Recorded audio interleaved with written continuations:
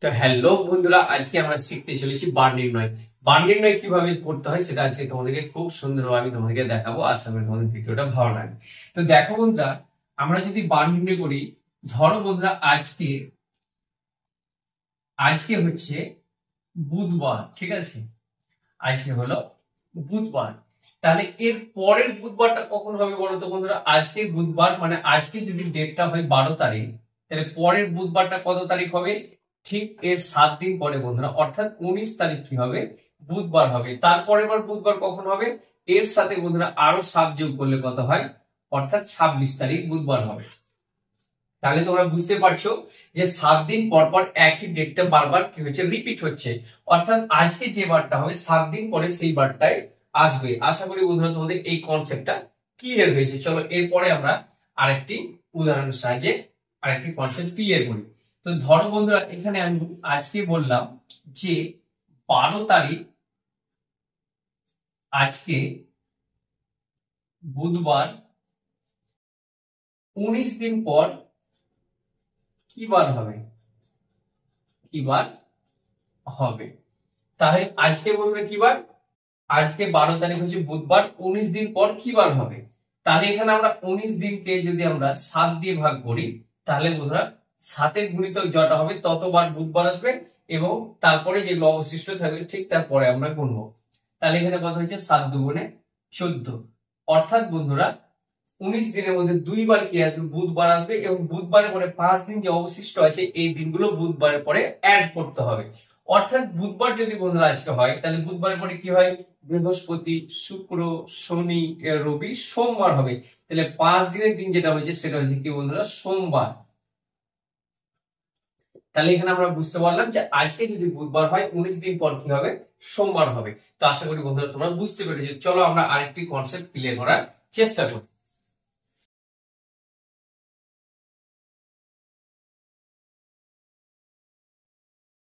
তো দেখো বন্ধুরা, আমি বললাম যে আজকে বুধবার, 120 দিন পরে কি বার হবে? ঠিক আছে, তাহলে এখানে আমরা কি করব? 120 দিনকে কি করব? 7 দিয়ে ভাগ করব। তাহলে বলো কত হবে? 7 × 7, কত পেলাম? 50 পেলাম। তাহলে 7 × 7 = 49। অর্থাৎ বন্ধুরা এক অবশিষ্ট থাকছে। অর্থাৎ 17 বার বুধবার আসবে 120 দিনের মধ্যে, এবং একদিন যে অবশিষ্ট আছে সেটা কি হবে? তারপরে অ্যাড হবে। তাহলে আজকে যদি বুধবার হয়, একদিন অ্যাড হলে কি হচ্ছে? বৃহস্পতিবার হবে। বৃহস্পতিবার। আশা করি বন্ধুরা তোমাদের এই কনসেপ্টটা ক্লিয়ার হয়েছে। চলো বন্ধুরা আমরা আর দু একটি উদাহরণ সাহায্যে করার চেষ্টা করব। তো বন্ধুরা ধরো 5ই মার্চ শনিবার হলে 15ই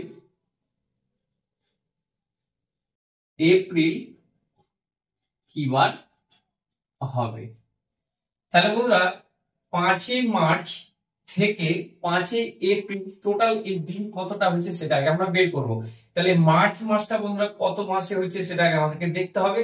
তাহলে বন্ধুরা এখানে আমরা তোমাদেরকে একটা কথা বলি, একটু এক্সট্রা ক্লাস করাই তোমাদেরকে, যে কোন মাস কত দিনের এটা আমরা কিন্তু অনায়াসে মনে রাখতে পারি যদি আমরা এটা ট্রিক্স এর মাধ্যমে শিখি। দেখো বন্ধুরা, আমাদের যে হাতের যে যে আঙুলের যে গিট গুলো দেখতে পাচ্ছ, এই গিটের মধ্যে তোমাদের একটি কনসেপ্ট ক্লিয়ার করে দিই, যে এই যে ওপরে যে উঁচু জায়গাগুলো পড়ছে এগুলো হবে 31 মাস, এবং এই যে নিচে ডাউনে পড়বে সেটা হবে 30 মাস। এবং বন্ধুরা শুধু ফেব্রুয়ারি জাস্ট একটু ব্যতিক্রম, যেটা হয় 28 মাস, এবং লিপিয়ার হলে সেটা হবে 29 মাস। সেটা আমি পরে তোমাদেরকে একটু কনসেপ্টটা ক্লিয়ার করবো। তো দেখো বন্ধুরা, জানুয়ারি হবে 31, ফেব্রুয়ারি হবে 28 কিংবা 29 যদি লিপিয়ার হয়।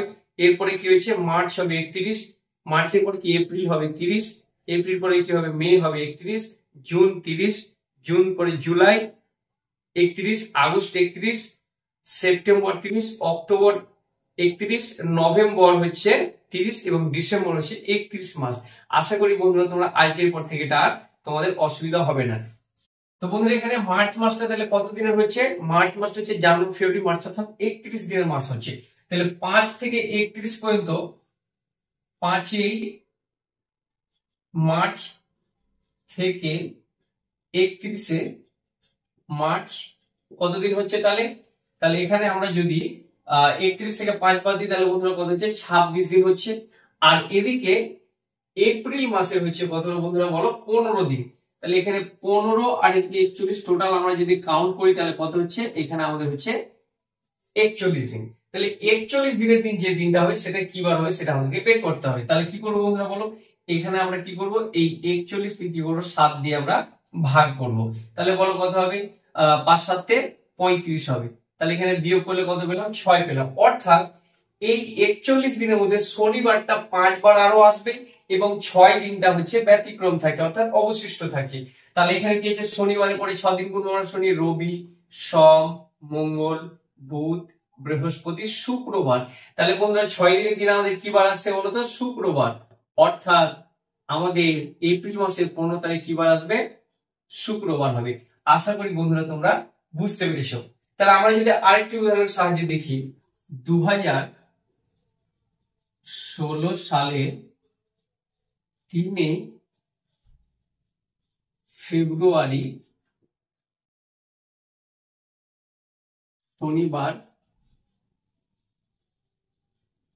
হলে 7 মার্চ কি বার হবে? তাহলে এখানে বন্ধুরা আমাদেরকে প্রথমে মাথায় রাখতে হবে যে এই ফেব্রুয়ারি মাসটা কত দিনে সেটাকে বের করতে হবে। দেখো এখানে একটা কথা বলি যে এই যে 2016টা আছে এটা বন্ধুরা কিন্তু লিপিয়ার না লিপিয়ার না এটা আমাদেরকে দেখতে হবে। দেখো সাধারণত আমরা কি জানি যে এক বছর মানে হচ্ছে 365 দিনের হয় এবং সাধারণত ফেব্রুয়ারি মাস যেটা হয়, ফেব্রুয়ারি মাসটা যেটা হয়, ফেব্রুয়ারি মাস যেটা হয় সেটা হয় 28 দিনের। অর্থাৎ এখানে যদি লিপিয়ার বছর হয় সেটা হবে 366 দিনের, যেটা লিপিয়ার বছর হবে সেটা হবে 366 দিনের এবং যেটা ফেব্রুয়ারি মাস হবে সেটা হবে 29 দিনের।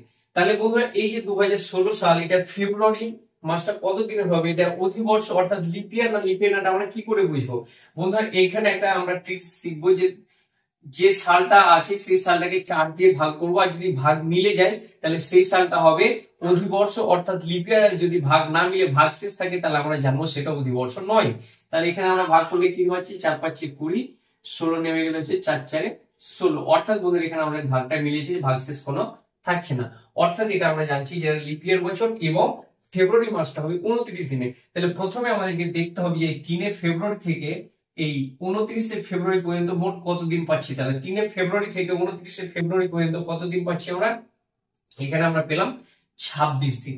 এবং আমাদের 7 মার্চ জানতে চেয়েছে, তাহলে এই 7 মার্চটা যদি অ্যাড করি অর্থাৎ বন্ধুরা আমাদের 33 দিনের দিন যে দিনটা হবে সেই দিনটা আমাদেরকে বের করতে বলেছে। তাহলে আমরা এখানে কি করবো বলো? 33 কে আমরা 7 দিয়ে ভাগ করব।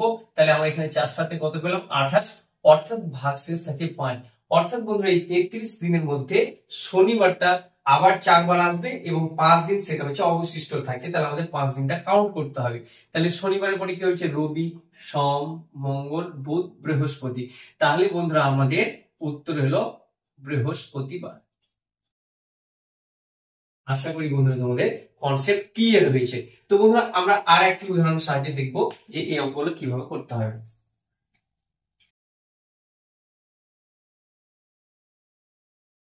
দেখো বন্ধু আমরা যদি আরেকটি উদাহরণের সাহায্যে দেখি, 1996 সালের 1 জানুয়ারি সোমবার হলে 1997 সালের 7 ফেব্রুয়ারি কি বার হবে? তো দেখো বন্ধুরা এখানে আমরা প্রথমে একটা জিনিস রাখবো যে 1996 সালটা এটা লিপিয়ার না লিপিয়ার এটা আমাদেরকে প্রথমে বের করতে হবে। তাহলে 1996 সালকে যদি আমরা 4 দিয়ে ভাগ করি, 4 4 16, এদিকে হচ্ছে আমাদের 4 9 36 আর 4 9 36, অর্থাৎ ভাগটা আমাদের মিলে যাচ্ছে, ভাগশেষ থাকছে না, অর্থাৎ এটা হচ্ছে অধিবর্ষ। তাহলে এখানে বন্ধুরা এই অধিবর্ষটা হবে 366 দিনের হবে, 366 দিনের।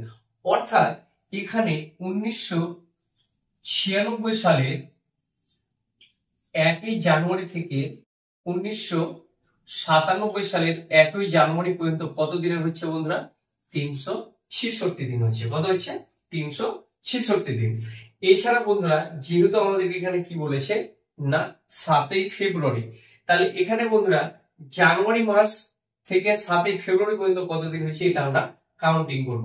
তাহলে এখানে দেখো বন্ধুরা জানুয়ারি মাসটা হচ্ছে 31 মাস এবং ফেব্রুয়ারি মাসে 7 দিন, অর্থাৎ 31 আর এই 7 আমাদের আরো অ্যাড হবে। তাহলে এখানে কি হয়েছে 7 আর 7 কত হয়েছে 14, 4 হাতে থাকলো 1, 9 আর হাতে 10 শূন্য হাতে পড়লো 1, 3 আর 4। অর্থাৎ আমরা এটাকে বন্ধুরা যদি 7 দিয়ে ভাগ করি তাহলে কত হবে বলো? 5 7 35, তাহলে বিয়োগ করে 5 হচ্ছে উপর থেকে 4, 7 7 49। অর্থাৎ বন্ধুরা এখানে আমরা পেয়ে গেলাম কত না ভাগশেষ আমরা 5 পেলাম।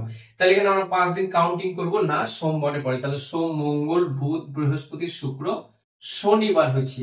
তাহলে বন্ধুরা এখানে আমরা উত্তর পেয়ে গেলাম শনিবার। অর্থাৎ 1997 সালের 7 ফেব্রুয়ারি হচ্ছে শনিবার। তো বন্ধুরা আশা করি তোমাদের কনসেপ্ট ক্লিয়ার হয়েছে এবং ক্লাসটা তোমাদের ভালো লেগেছে।